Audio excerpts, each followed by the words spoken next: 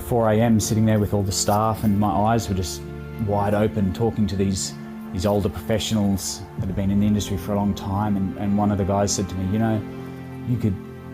what are you doing with your life? And I said, maybe I'll go to uni, I don't know, I'm just doing a job. And he said, you could make a career out of this. This could be your career. And I laughed at him. I said, I'm not going to do this. Are you kidding? And that was over 20 years ago. This is the Deep in the Weeds podcast. I'm Anthony Huckstep. Creating a local restaurant that meets the needs or enhances the offering for the community is not an easy task. Most restaurants take years to fill their bones out and find their identity.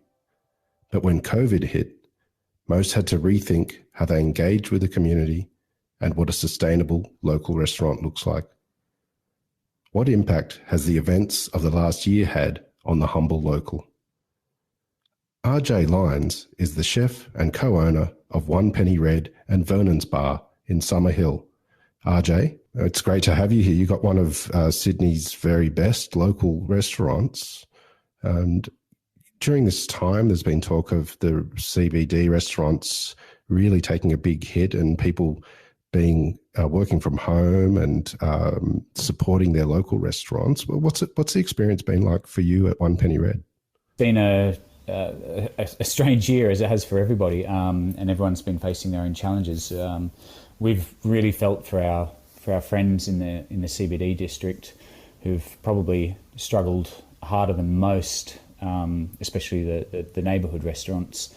For us, we had our challenges and hurdles, and we've made quite a few substantial changes to our entire business, which was a gamble at the time, a huge gamble, reinvesting money that we probably didn't have, and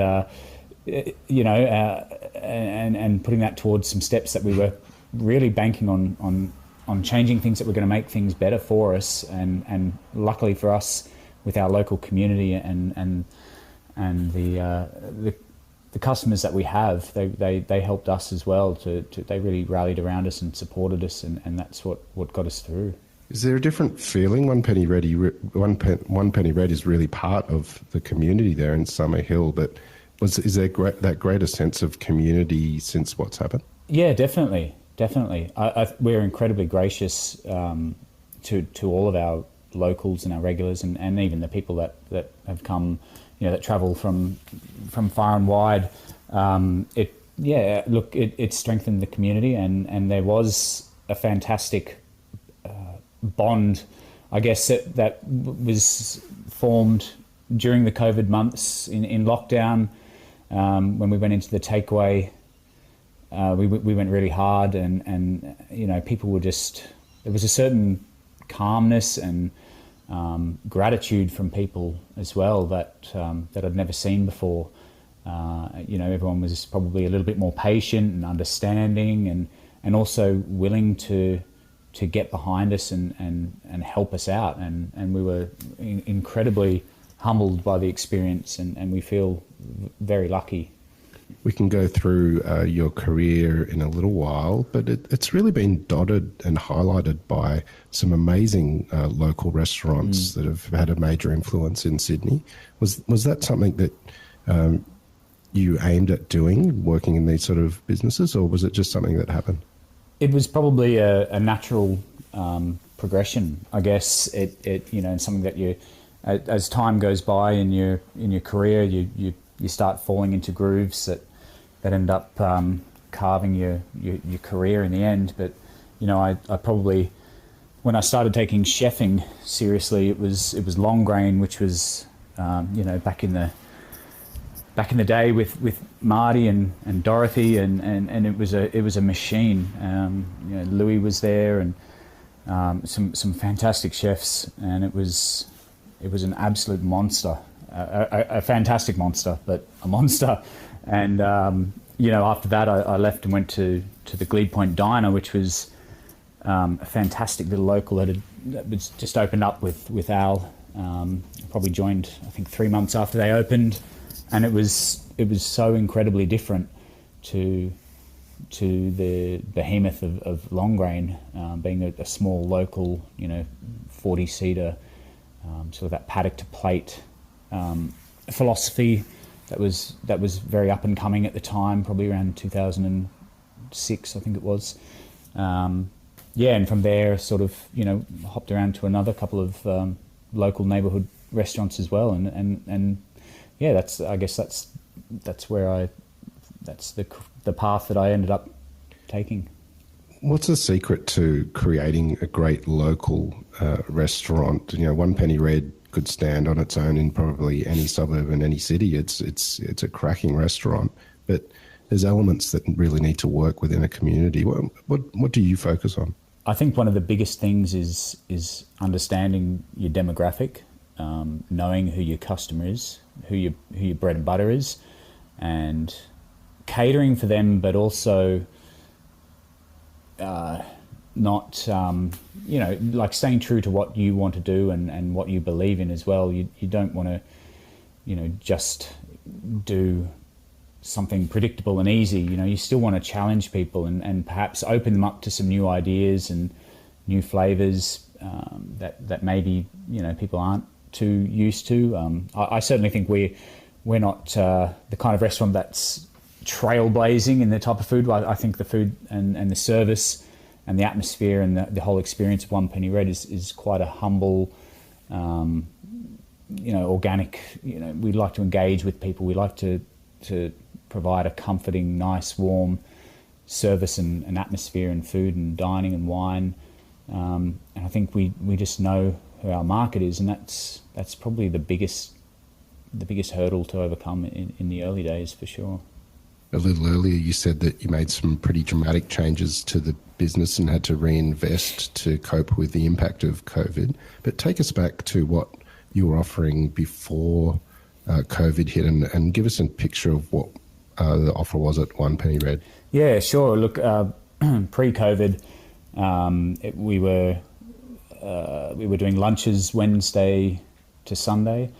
We did a local lunch menu, which was 2 courses for $30.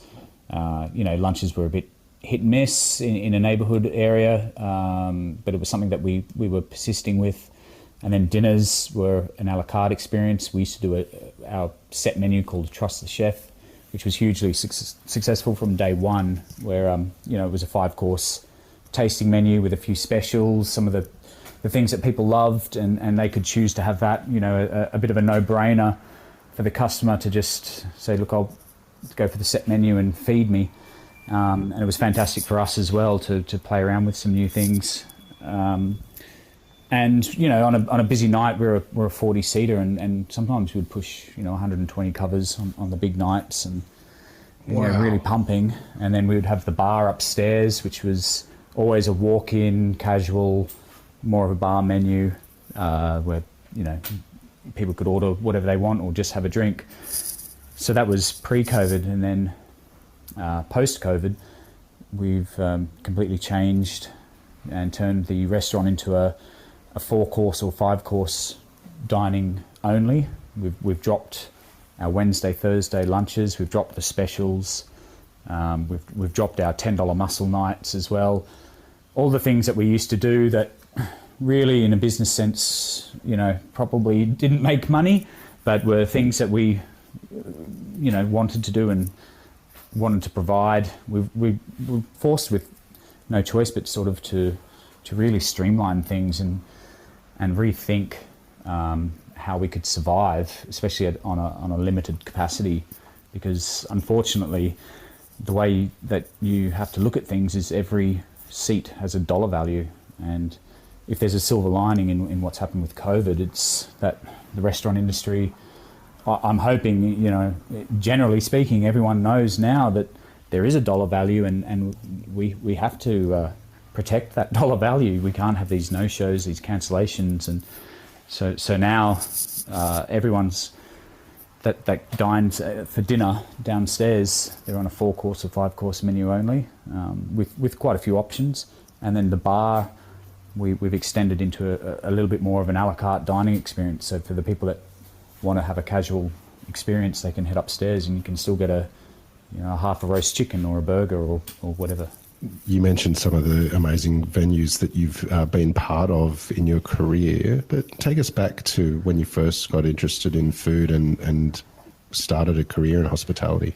Yeah, look, I guess I'm a bit of a traitor because I started front of house. I actually was a barback in the late 90s, sort of 2000s, back at the Basement, which is now down at Mary's Circular Quay.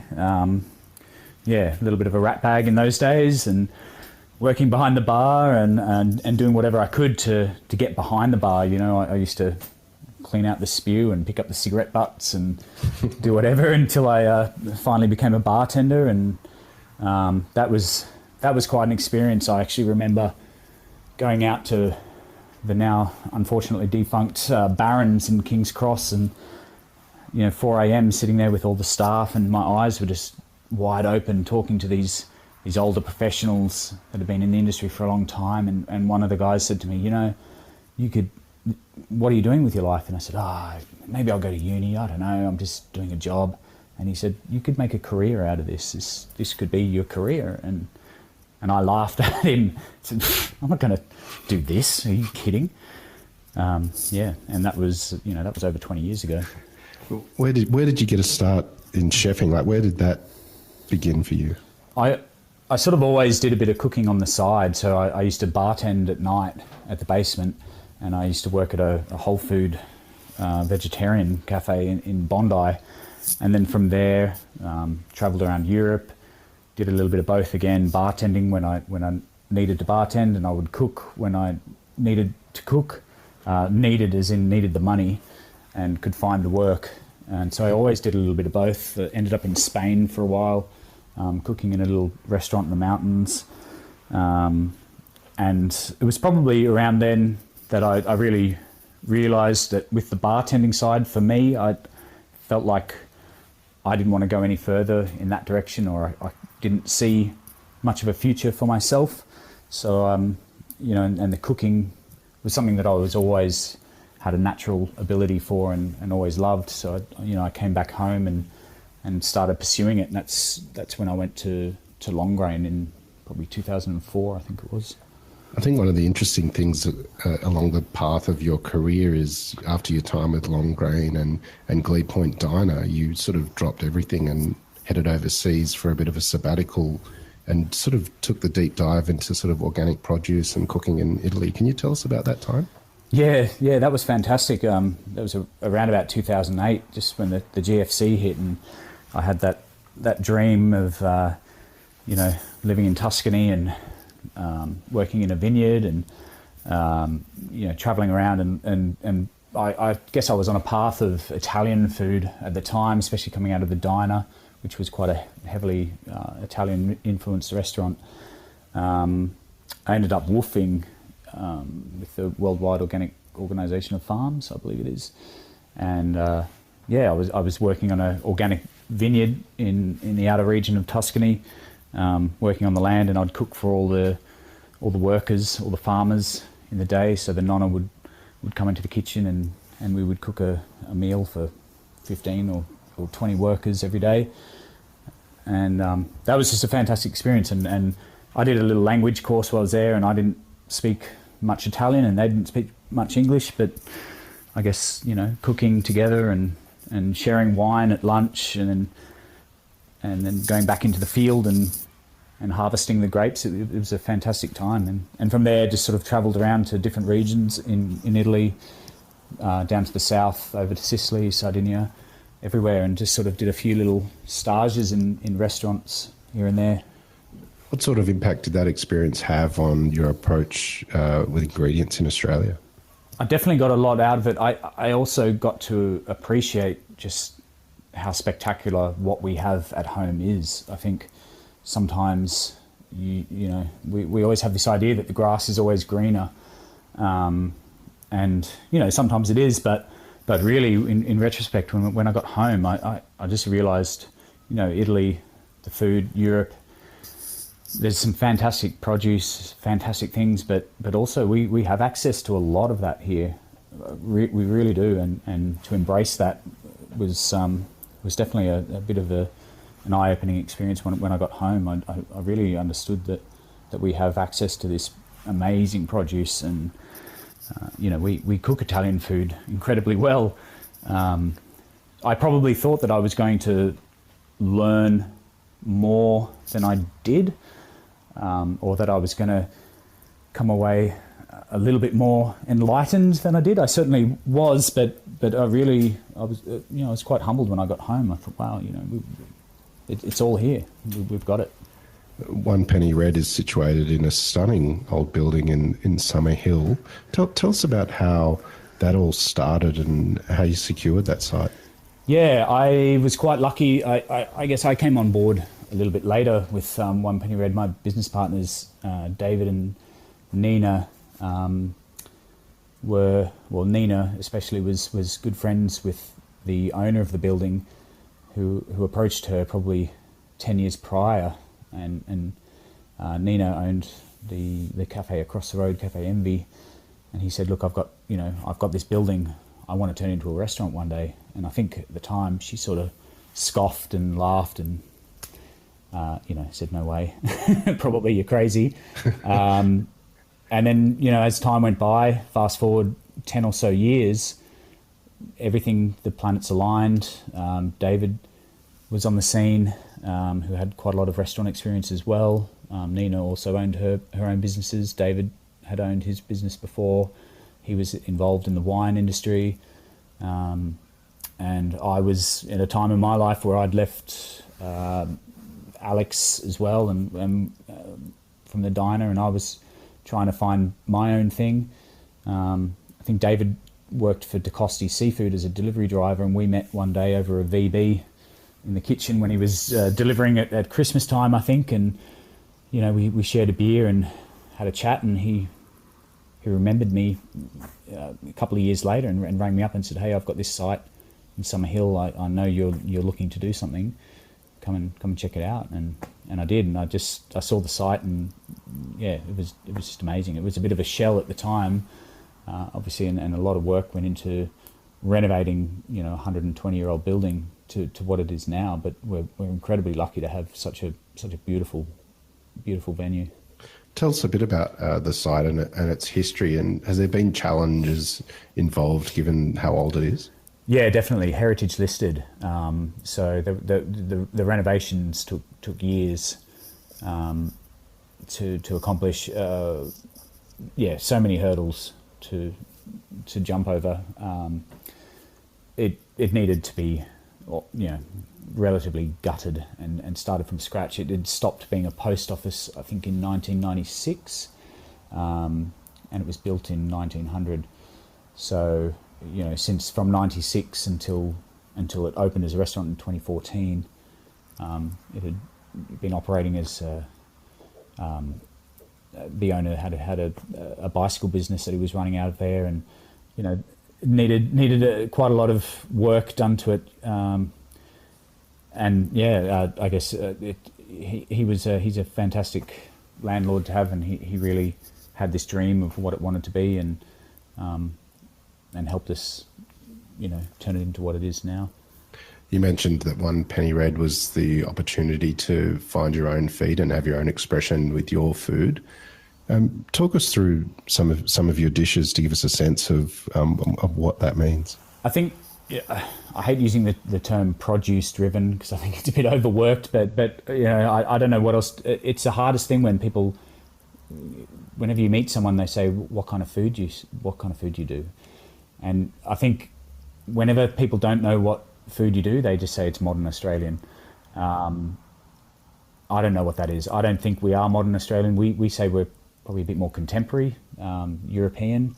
It's definitely, we draw on classic influences, but we also like to, put some recently more native ingredients on the menu.